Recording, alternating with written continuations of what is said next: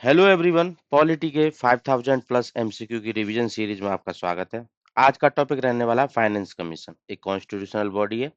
तो उससे रिलेटेड सारे एमसीक्यूज को कवर करेंगे, जैसे प्रोबेबल आ सकते हैं एग्जाम में और ऑलरेडी आ चुके हैं। पूरा टॉपिक कवर हो जाएगा, लास्ट तक देखना, कुछ भी बचेगा नहीं। आपको थियोरेटिकल पढ़ने की किसी भी नोट से, किसी कोचिंग मटेरियल से जरूरत नहीं पड़ेगी। सारे एमसीक्यू कर लेना, आपका एग्जाम में क्वेश्चन कन्वर्ट हो जाएगा। स्टार्ट करते हुए first MCQ. Finance commission of India is constituted under which article of the constitution? Constitution के किस आर्टिकल के अंदर फाइनेंस कमीशन के बारे में मेंशन है, उसके कॉन्स्टिट्यूशन को लेकर बात की गई है। ये बात की गई है आर्टिकल 280 के अंदर। आर्टिकल 280 डील करता है फाइनेंस कमीशन के कॉन्स्टिट्यूशन को लेकर, ठीक है। अब कुछ फैक्ट्स हैं, वो आपको जानने की जरूरत है। फाइनेंस कमीशन हर साल, हर 5 साल के बाद प्रेसिडेंट के द्वारा कॉन्स्टिट्यूट किया जाता है, ठीक है। अब ऐसा नहीं है कि प्रेसिडेंट उसको 5 साल बाद ही कॉन्स्टिट्यूट करेगा। Whenever there is a need, early basis पे भी प्रेसिडेंट उसको कॉन्स्टिट्यूट कर सकता है, ठीक है। बट जनरली 5 साल में ही करता है। अर्ली भी कर सकता है, मतलब मैं आपको ये बताने की कोशिश कर रहा हूँ कि उसको अर्ली भी कॉन्स्टिट्यूट किया जा सकता है। बट जनरली 5 साल का टाइम पीरियड दिया हुआ आर्टिकल 280 के अंदर। नेक्स्ट, साथ ही साथ उसका पर्पस देख लेते हैं, ये करता क्या है फाइनेंस कमीशन। मेन पर्पस जो इसका है, टैक्स का डिवोल्यूशन करना है। टैक्स रेवेन्यू जो जनरेट करती है गवर्नमेंट, सेंट्रल गवर्नमेंट, उसको रेवेन्यू को डिवोल्यूशन करना। वर्टिकल डिवोल्यूशन, उसके बाद हॉरिजॉन्टल डिवोल्यूशन। वर्टिकल डिवोल्यूशन मतलब सेंटर से स्टेट की तरफ आना, और फिर सारे के सारे 28 स्टेट्स हैं उन सब के बीच में उस शेयर को डिवोल्यूशन करना। मेन पर्पस इसका ये है, ठीक है।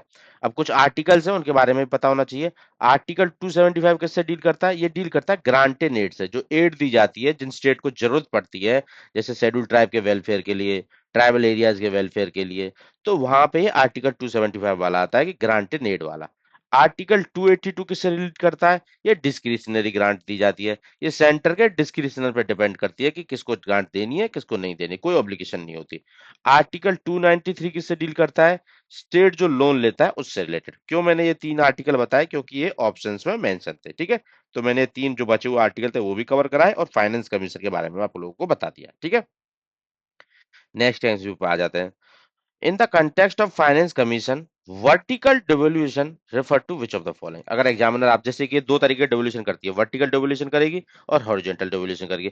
एग्जामिनर आपसे पूछ ले कि वर्टिकल डिवोल्यूशन में क्या करते हैं, वर्टिकल डिवोल्यूशन के अंदर हो क्या रहा है।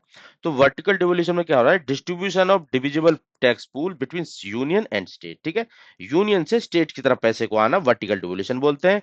ये वर्टिकल भी करती है, बाद में हॉरिजॉन्टल डिवोल्यूशन के लिए भी फॉर्मूला देती है। तो ये दोनों काम करती है। अब यहाँ पे वर्टिकल पूछा था तो वर्टिकल का आंसर हमने बताया, ठीक है। और हॉरिजॉन्टल क्या होता है? हॉरिजॉन्टल डिवोल्यूशन अगर पूछ ले एग्जाम में, हॉरिजॉन्टल डिवोल्यूशन स्टेट्स के बीच में जो भी टैक्स का शेयर है उनको बेस्ड ऑन द क्राइटेरिया, जो फॉर्मूला बना के देते हैं, income, distance, population, area, forest cover, जो ये शेयर है उसके बेसिस पे ये डिवोल्यूशन हो जाता है, ठीक है। आर्टिकल 280 के अंदर फाइनेंस कमीशन।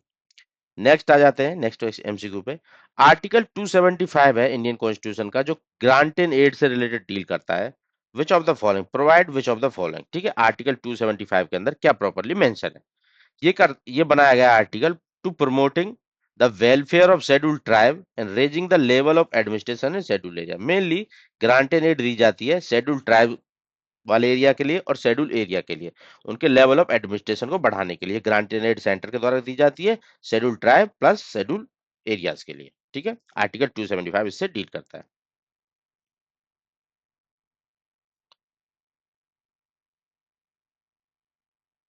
और these grant are non discretionary. जैसे कि मैं आपको फर्स्ट एमसीक्यू में बताया था, आर्टिकल 282 के अंदर डिस्क्रिशनरी ग्रांट थी, ठीक है।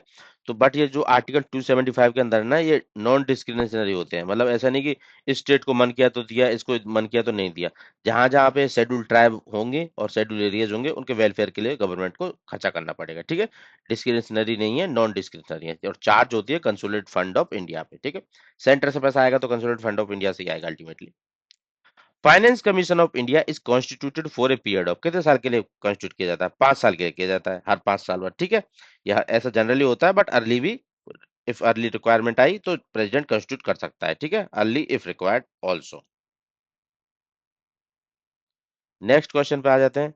Finance commission of India is constitute, कौन कॉन्स्टिट्यूट करता है इसको? किसके पास पावर है इसको कॉन्स्टिट्यूट करने की, फाइनेंस कमीशन ऑफ इंडिया को?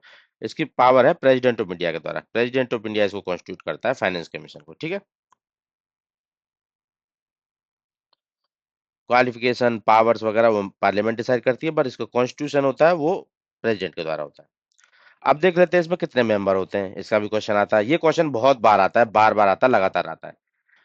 अगर देखो, मैंने तो क्वेश्चन ऐसे फ्रेम किया है कि इसमें कितने मेंबर होते हैं फाइनेंस कमीशन के अंदर, तो इसमें एक चेयरपर्सन होता है, 4 मेंबर होते हैं, ठीक है। 1 + 4 टोटल 5 हो गए। पर कई बार क्वेश्चन ऐसे पूछ लेता है एग्जामिनर कि फाइनेंस कमीशन में अलोंग विद चेयरमैन कितने मेंबर होते हैं, अलोंग विद चेयरमैन, ठीक है। तो उसके अलावा 4 होते हैं, तो वहां पे 4 भी ऑप्शन देगा, 5 भी ऑप्शन देगा, आप कंफ्यूज हो जाओगे। तो फाइनेंस कमीशन में अपार्ट फ्रॉम चेयरमैन कितने मेंबर होते हैं, 4 अदर मेंबर्स ऑल्सो, 1 + 4 तभी मिला के 5 होते हैं, ठीक है। तो ये याद रखना आपको, वो पूछ कैसे रहा है। टोटल मेंबर होते हैं 5, चेयरमैन को मिला के 1 + 4 वाला सीक्वेंस आपको याद रखना है, ठीक है। Which of the following person is not eligible to be appointed as member. Finance commission का मेंबर बनने के लिए इनमें से कौन सा मेंबर एलिजिबल नहीं है, ठीक है, देख लेते हैं।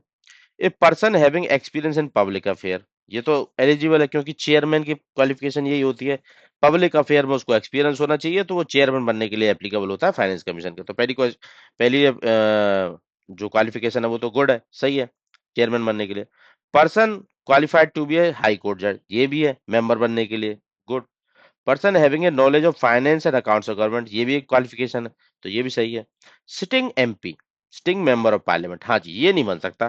फाइनेंस कमीशन का मेंबर कोई भी सिटिंग मेंबर ऑफ पार्लियामेंट नहीं बनता, क्योंकि ये ऑफिस ऑफ प्रॉफिट में आ जाता है, ठीक है। तो ये बन नहीं सकता, तो D will be the correct answer.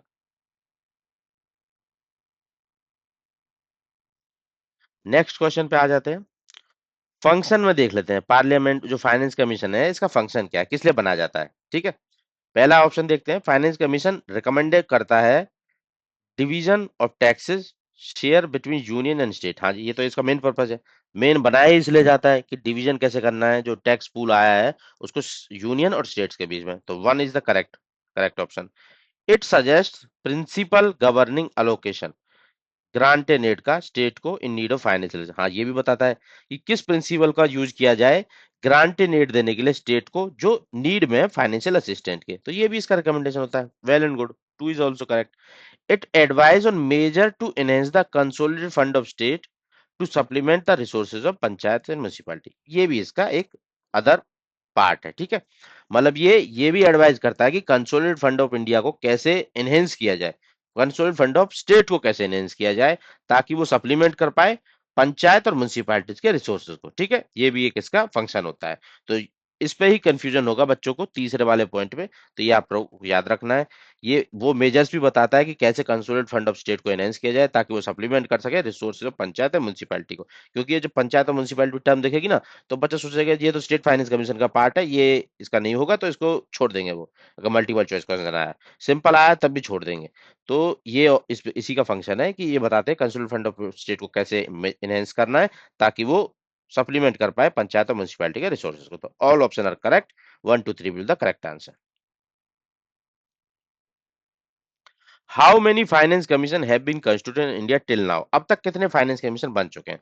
अभी जो करंट फाइनेंस कमीशन है, अगर आप न्यूज देखते होगे प्रॉपरली और मेरे करंट अफेयर के चैनल को भी फॉलो करते होगे, मतलब इसी चैनल पे डेली करंट अफेयर अगर वहां से देखते होगे, तो आप लोगों को पता होगा 16वां फाइनेंस कमीशन है, ठीक है। अभी रिसेंटली इसकी रिपोर्ट प्रेसिडेंट को दी है इन्होंने, ठीक है। पार्लियामेंट में रखी जाएगी, उसके बाद जो भी टर्म ऑफ रेफरेंस होंगी डिस्कशन में आएंगी, न्यूज में आएंगी, उस पर और क्वेश्चन बनेंगे इन्होंने क्या कह रहे हैं रिकमेंड किया है, ठीक है। तो 16 फाइनेंस कमीशन अब तक बन चुके हैं। और जो 16वें फाइनेंस कमीशन के एग्जाम में आपसे ये भी पूछ सकता कि चेयरमैन कौन है, चेयरमैन का नाम है अरविंद पंगारिया, ठीक है। चेयरमैन अरविंद पंगारियन का नाम है, और जो इसकी रिकमेंडेशन होंगी इस फाइनेंस कमीशन की, 16वें फाइनेंस कमीशन की रिकमेंडेशन इसकी जो इंप्लीमेंट होंगी 2026 से लेके 31 तक के टेन्योर में, ठीक है, 26 से 31 के। और जो 15वां फाइनेंस कमीशन था उसके चेयरमैन थे एन के सिंह, और वो 21 से 26 में इंप्लीमेंट हुआ था, ठीक है।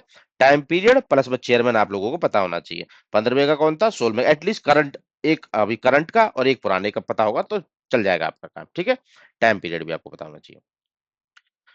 नेक्स्ट क्वेश्चन पे आ जाते हैं, chairperson of first finance commission, कई बार हिस्ट्री में जाके भी क्वेश्चन पूछ लेता है एग्जाम में फाइनेंस कमीशन से रिलेटेड कि पहला फाइनेंस कमीशन जब बना था उसके चेयरमैन कौन थे। तो पहला फाइनेंस कमीशन बना था 1951 में, ठीक है। और रिकमेंडेशन 51 में बना है तो रिकमेंडेशन तो अगले साल से कुछ देगा ना, तो 52 से 57 5 साल के लिए इसको रिकमेंडेशन देनी थी। उसके चेयरमैन थे के सी नियोगी जी, ठीक है। तो ये हिस्टोरिकल पॉइंट ऑफ व्यू से भी फाइनेंस कमीशन के बारे में आप लोगों को पता होना चाहिए।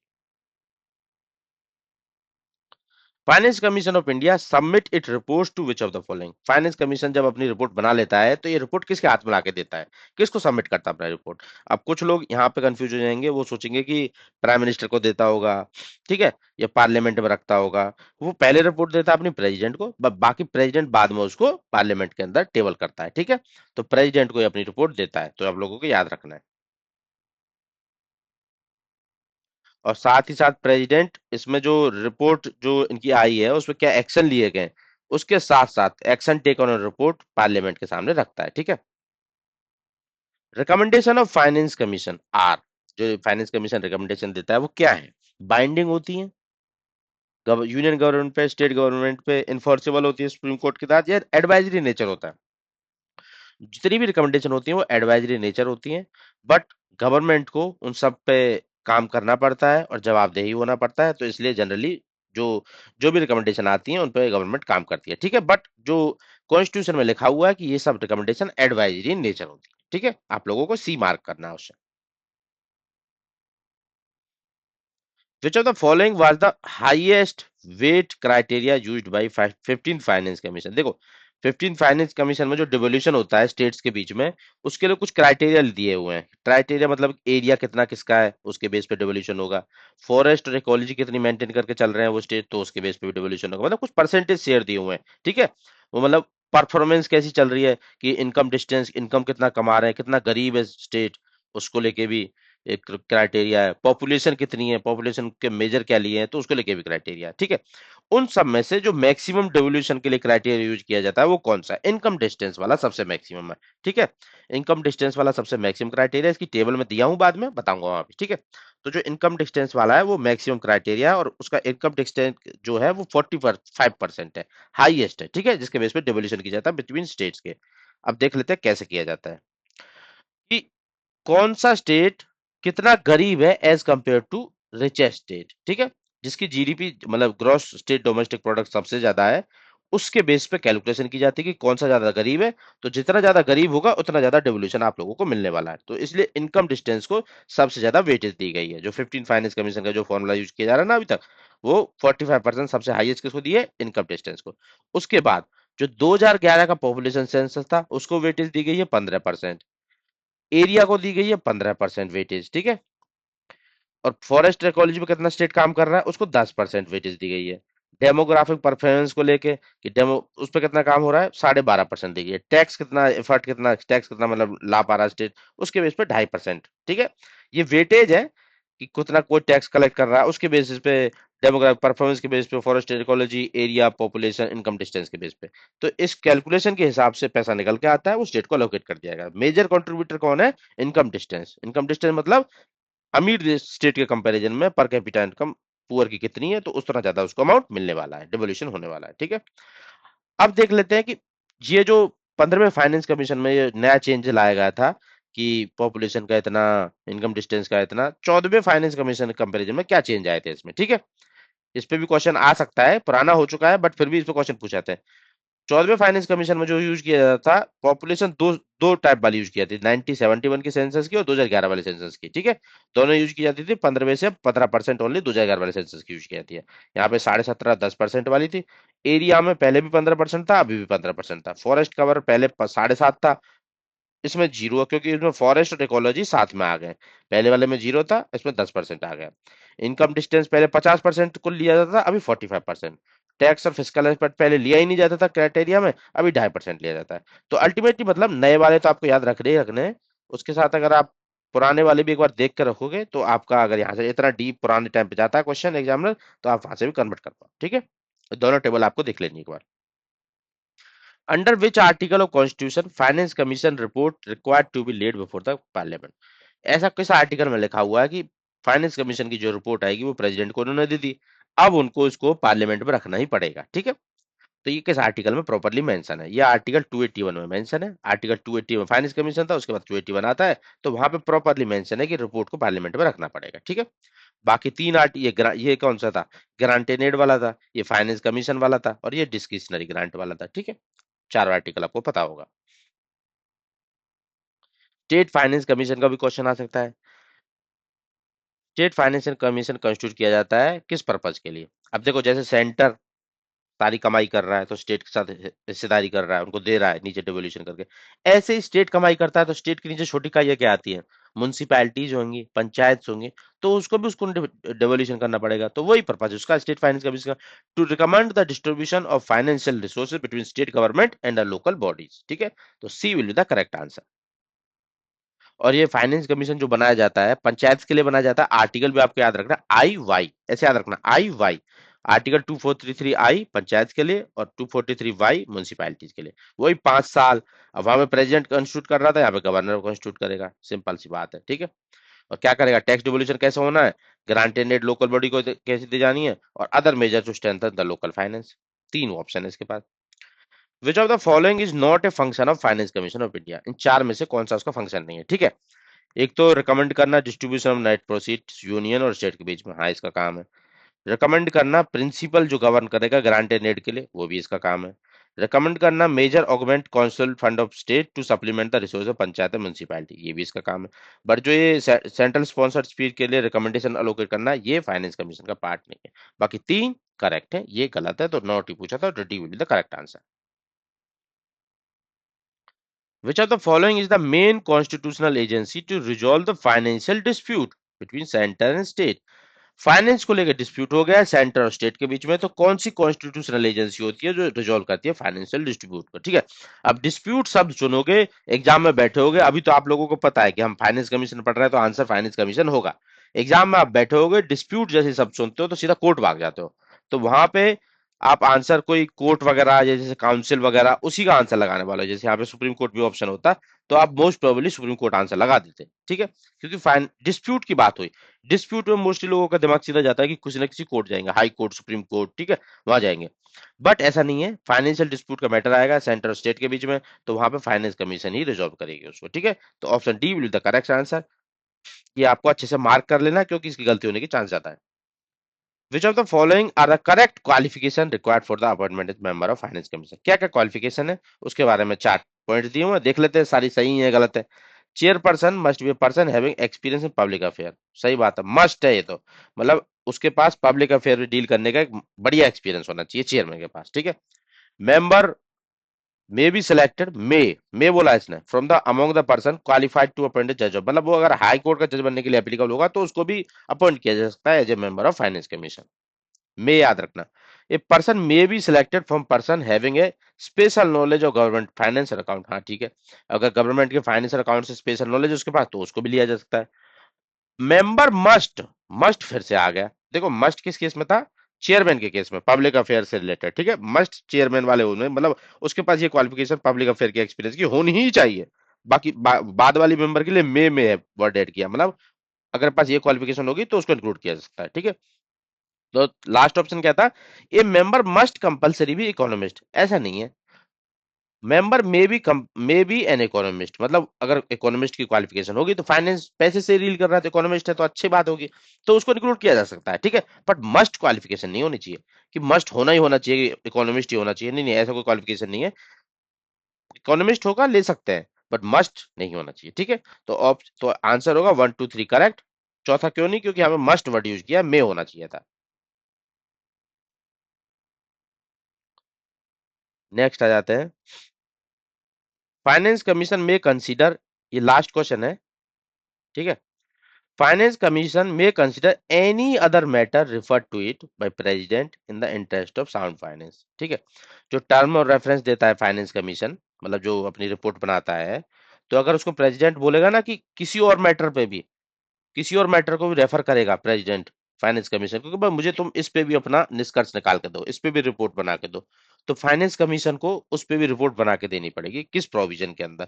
वही फाइनेंस कमीशन किसके आर्टिकल के अंदर बता, आर्टिकल 280 के अंदर। तो आर्टिकल 280 के अंदर प्रेसिडेंट उसको किसी और अदर मैटर को भी रेफर कर सकता है अगर वो चाहे, ताकि साउंड फाइनेंस पे काम हो गवर्नमेंट के इंटरेस्ट में। ठीक है, तो ये वाला पॉइंट भी रहता है, ये इस पे भी रिपोर्ट देते ही देते हैं। ठीक है, जैसे कि फॉर एग्जांपल मान लो डिजास्टर फंड से रिलेटेड कुछ हो, तो वो उसे दे देंगे कि इस पे मुझे निकाल के बताओ कितना फंड देना चाहिए तैयारी के लिए, मिटिगेशन के लिए, प्रिपेयर्डनेस के लिए। ठीक है, या फिर लोकल बॉडी ग्रांट के लिए कितना देना चाहिए। तो ये अदर मैटर्स होते हैं जिससे प्रेसिडेंट फाइनेंस कमीशन का स्कोप बढ़ा सकता है। स्कोप मतलब कि वो, उसका बस एक ही काम नहीं है कि वो पैसा सेंटर का इन स्टेट के बीच में बांटते, वही नहीं, उसके अलावा कुछ जहां पे पैसे की बात आएगी साउंड फाइनेंस को लेकर गवर्नमेंट के, वहां पे कुछ और अदर मैटर को भी रेफर किया जा सकता है प्रेसिडेंट के द्वारा फाइनेंस कमीशन को। ठीक है, अगर ये ऑप्शन आए कि फाइनेंस कमीशन का ये भी काम है, तो आपको ये भी टिक करना है, राइट आंसर। ठीक है, तो इसी के साथ कवर अप हो गया है हमारा